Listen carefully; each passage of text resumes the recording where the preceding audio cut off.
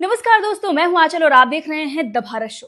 फटाफट 10 बड़ी खबरों के बारे में बताएंगे। पहली खबर है एल्विश आर्मी और पांडा गैंग को लेकर। जी हां, सोशल मीडिया पर बहुत गंदी लड़ाई हो गई है और लड़ाई इतनी आगे तक बढ़ गई है जिसका आप अंदाजा भी नहीं लगा सकते। हुआ क्या है आगे आपको बताएंगे, लेकिन सबसे पहले आपको बताते हैं कि लड़ाई की शुरुआत कैसे हुई।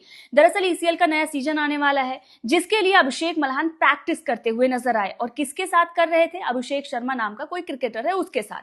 अब जब वो प्रैक्टिस कर रहे थे उसकी फुटेज लेकर पांडा गैंग ने सोशल मीडिया पर डाली और एल्विश आर्मी को कर दिया पोक। कहा कि ये देखो, फुकरा जो है वो प्रैक्टिस कर रहा है अभिषेक शर्मा जैसे क्रिकेटर के साथ और वहां पर छपरी जो है वो रो रहे हैं कि इन्हें तो लाफ्टरशिप नहीं मिला।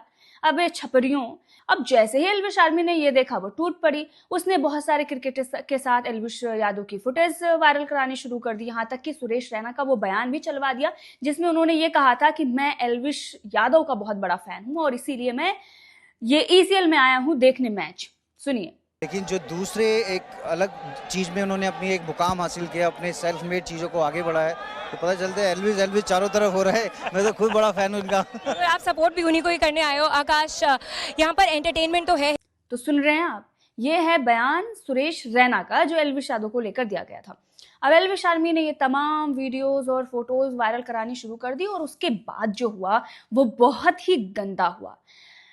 जो गंदी लड़ाई हुई उसे देखकर लोगों ने भी कहना शुरू कर दिया कि सच में देश में बहुत ज्यादा बेरोजगारी आ गई है और इसीलिए ये सारी हरकतें हो रही हैं।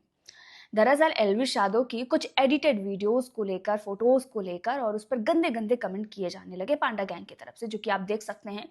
उसकी सिस्टर की फोटोज डाल डालकर और उस पर बहुत भद्दे भद्दे कमेंट जो हम बोल भी नहीं सकते।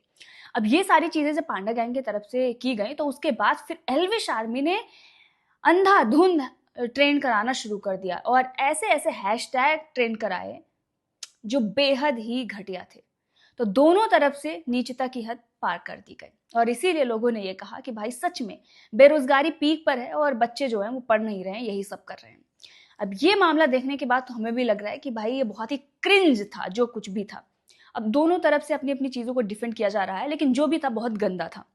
अब बात करते हैं क्यूटी ब्यूटी जिया शंकर की। जिया शंकर अपने ही क्रिंज फैन से परेशान हो गई हैं और जमकर उन्होंने लताड़ लगा दी है। उनका कहना है कि भाई मुझे ऐसी हाइप नहीं चाहिए जहां पर तुम डिसाइड कर रहे हो कि मुझे खाना क्या है, पहनना क्या है, जाना कहाँ है, कौन सा मैनेजर रखना है, प्यार कैसे करवाना है, डीपी कौन सी लगानी है, ये सब तुम डिसाइड नहीं कर सकते। सुन लीजिए। It's like no matter what I do, you have a problem. DP change कर दो, ये क्या प्रोफाइल पिक्चर लगाई है, प्रोफाइल पिक्चर चेंज कर दो, ये पोस्ट करो, वो पोस्ट करो, ये क्यों पोस्ट किया है, वो क्यों पोस्ट किया है, ये ऐसे क्यों है, वो वैसे क्यों है। It's very exhausting for me now. अगर तुमको अच्छा नहीं लग रहा है या तो इग्नोर करो, अगर तुमको अच्छा नहीं लग रहा है ब्लॉक कर दो, सीधा ब्लॉक, देखना ही नहीं है।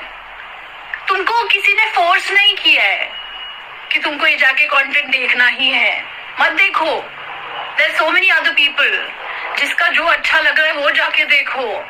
But it's not necessary for you guys to be here for me, suggest me some things and support me. मैंने फोर्स नहीं किया, मुझे मत करो सपोर्ट। मुझे नहीं चाहिए ये कोई हाइप, ये जो हाइप है ये हाइप मुझे नहीं चाहिए। Because it's really like pissing me off now. I have never done such kind of a life before.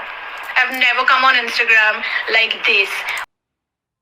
तो सुन रहे हैं, बेचारी परेशान होकर अपने ही फैंस की क्लास लगा रही है। अब बात करते हैं बड़ी मुसीबत जो समय रैना पर आई है। जी हाँ, समय रैना अभी तक आपने देखा होगा केबीसी में अमिताभ बच्चन के सामने बैठकर क्रिंज जोक मार रहे हैं, हंसी मजाक कर रहे हैं, लेकिन अब उन पर हो गई एफआईआर। अब आप कहेंगे कि अमिताभ बच्चन के सामने जोक मारने पर एफआईआर हो गई। जी नहीं, ये एफआईआर हुई है उनके शो जो इंडिया गॉट टैलेंट आ रहा था उसमें जो उन्होंने अरुणाचल प्रदेश के लोगों को लेकर जो टिप्पणी की थी। अब क्या कुछ उन्होंने कहा था वो आपको सुना ही देते हैं, सुनिए।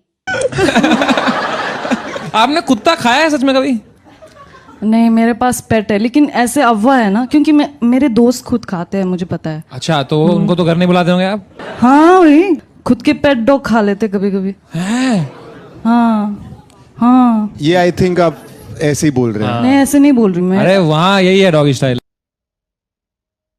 तो सुना आपने, ये था उनका बयान और उसके बाद हो गई एफआईआर। अब देखते हैं इस मुश्किल से वो कैसे बचते हैं। लेकिन बात जो है वो अब हम करने जा रहे हैं करणवीर मेहरा की। जी हाँ, करणवीर मेहरा का नाम रजत के फैंस और एल्विश आर्मी ने रखा था जलनवीर मेहरा, और अब इसको प्रूव कर दिया है करणवीर मेहरा ने। और उनका खुद कहना है कि मैं जल रहा हूँ, और वो जलन किससे हो रही है? वो अविनाश से हो रही है। जी हाँ, सुनिए। ही शूटिंग राइट नाउ सबसे लड़का वही है जिसको सबसे ज्यादा काम मिल रहा है। I am jealous of it. क्या बात। Thank you together. Yes we are planning something together, सब करने वाले हैं। Thank you guys. क्या बात है। तो सुन रहे हैं आप, अविनाश को लेकर उन्होंने थोड़ी सी बड़ाई भी की है कि उसको बहुत काम मिल रहा है, लेकिन साथ में उन्होंने ये भी कह दिया कि हाँ, मैं जल रहा हूँ उससे। अब बात अविनाश की हो रही है तो ईशा की भी कर लेते हैं। अविनाश और ईशा की जोड़ी देखकर पैप्स भी बोल रहे हैं, नाइस जोड़ी। देखिए सर, बीच में यस, नाइस जोड़ी है। यस, तो देखा आपने, इस जोड़ी को पैप्स भी नाइस जोड़ी बोल रहे हैं। लेकिन जब इसी जोड़ी और हैशटैग को लेकर एक और पत्रकार ने ईशा से सवाल किया तो उन्होंने कहा अच्छा लगता है, और वो काफी खुश भी नजर आई। इसलिए लोग ये कह रहे हैं कि हाँ, ईशा बहुत खुश है अविनाश के साथ। अब ईशा भले ही इससे खुश हों, लेकिन दूसरा मामला जो आपने बिग बॉस के अंदर देखा था, शालीन भनोट को लेकर जो ईशा को ट्रोल किया जा रहा था और कहा जा रहा था कि वो उनके साथ रिलेशनशिप में है, अब शालीन भनोट ने उस पर एक बड़ी अनाउंसमेंट कर दी है। सुनिए। But Shalin, I'm very shocked to hear that you are single. भाई, Okay. Please I am on your platform and on this all, ये क्या इंस्टाग्राम है ना, इंस्टाग्राम के प्लॉट मैं बोलना चाहूंगा कि I am extremely single and please कोई भी अच्छा हो Extremely. हाँ No, मतलब no. You should be इनमें- absolutely and extremely and eloquently single. या ब्रो या so I want single. I am absolutely single. तो देखा, एक तरफ अविनाश और ईशा की जोड़ी के चर्चे हो रहे हैं, तो वहीं दूसरी तरफ शालीन भनोट ने ये बोल दिया है कि वो एक्सट्रीमली सिंगल हैं। अब बात करते हैं टीआरपी की। जी हाँ, एल्विश यादव ने एक बार फिर से दिखा दिया है कि वो है टीआरपी किंग। इस वक्त हमारे पास टीआरपी के आंकड़े हैं, और आप देखिए कि जो तमाम शोज टीवी पर चल रहे हैं उनमें टीआरपी में कौन सा शो सबसे आगे चल रहा है? वो है लाफ्टर शेफ 2, और लाफ्टर शेफ 2 में है एल्विश यादव। और बताया जा रहा है, उनके फैंस ये कह रहे हैं कि ये लाफ्टर शेफ 2 की जो टीआरपी है वो एल्विश यादव की वजह से ही आई है। बाकी शोज जो हैं वो पीछे चल रहे हैं, लेकिन उसकी टीआरपी 1.9 है, और ये सब कमाल सिर्फ और सिर्फ एल्विश यादव की वजह से हुआ है, ऐसा उनके फैंस का कहना है। अब बात करते हैं पेटा द्वारा उठाए गए बड़े कदम की, जिसको ट्रोल किया जा रहा है। दरअसल एनिमल्स के लिए जो संस्था बनी है पेटा, उसने केरल के एक मंदिर को रोबोटिक हाथी दिया है। अब ये रोबोटिक हाथी इसलिए दिया गया है ताकि उनके आयोजन में असली हाथी का इस्तेमाल न किया जाए, जिसके बाद लोगों ने उन्हें ट्रोल करना शुरू कर दिया और कहा कि बकरीद पर आप प्लास्टिक का बकरा क्यों नहीं दे देते, या कोई रोबोट बनाकर क्यों नहीं दे देते।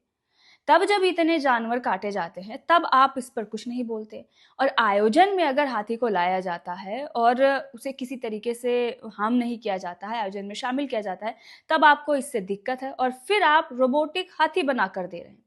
लेकिन वहीं जब बकरा ईद पर तमाम बकरे काटे जाते हैं तब आप सामने नहीं आते। अब जब पेटा ने इतना बड़ा कदम उठाया है तो उसके बाद कुछ लोग इसकी सराहना तो करेंगे ही, और वो सराहना भी कर रहे हैं, लेकिन आपकी नज़र में ये सही है या गलत, कमेंट करके ज़रूर बताइएगा। अब एक और बड़ी खबर की बात करते हैं, और वो है एल्विश यादव के पॉडकास्ट की। जी हाँ, एल्विश यादव का पॉडकास्ट आया रजत के साथ, और उसमें उन्होंने चुम को लेकर कुछ ऐसा कहा है जो वायरल हो रहा है। सुनिए। जो हमारा है वो है करणवीर मेहरा।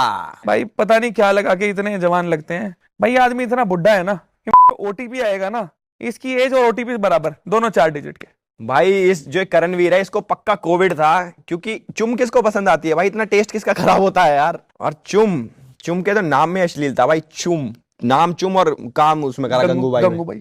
बताओ मैच हो रहा है कुछ?